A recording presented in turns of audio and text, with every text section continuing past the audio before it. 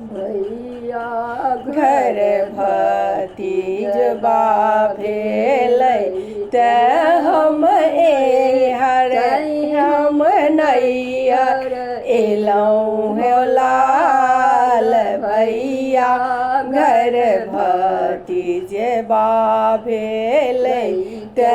हम एहर एलौं लाल चारिटा जे चानी के कारा चारी सोना के मठे होला चारिटा जे चानी के कारा चारी सोना के मठे होला रेशमी पटोर के अंगा जे अनलौं फूले गुलाल के टोपी होला रेशमी पटोर के अंगा जे अनलौं फूले लगल फूले गुलाल के टोपी होला सोना के खरम चरी भैया छथिन की बहिन अली हो लाल सोना के खरम चरी भैया छथिन की बहिन एली हो लाल चारिटा जे गिलट के कारा चारिटा के मठे होला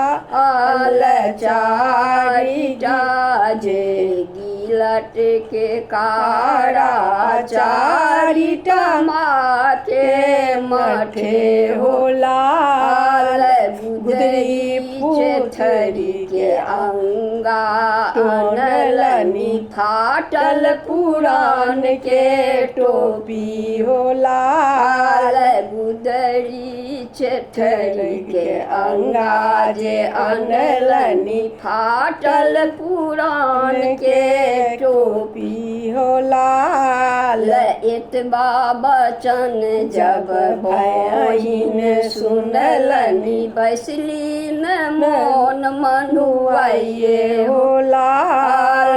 एतबा बचन जब बहिन सुनलनी बैसली न मोन मनुआइए होला सोना के खरम चढ़ी भैया पूछथिन की किया बहिन मनुआइली होला चारिटा जे चानी के कारा चारी सोना के मठे होला रेशमी पटोर के अंगा अनलौं फूले गुलाब के टोपी होला सैलक एलियै 50 ने पुरलै मूड़ो में हानि हमरा भेलै होला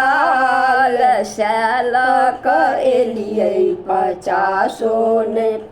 पुरलै मूड़ो में हानि हमरा भेलै होला सीठो के टीका गर्दन के हार ई सब बहिन के चाहिए होला डाँड़ों के डर कस हाथों के कंगना ई सब बहिन के चाहिए होला हम जनितौं नदी एती जंगल में जाकर भी अइतौं होला जोम जनितौं नदी एती जंगल में जाकर भी अइतौं होला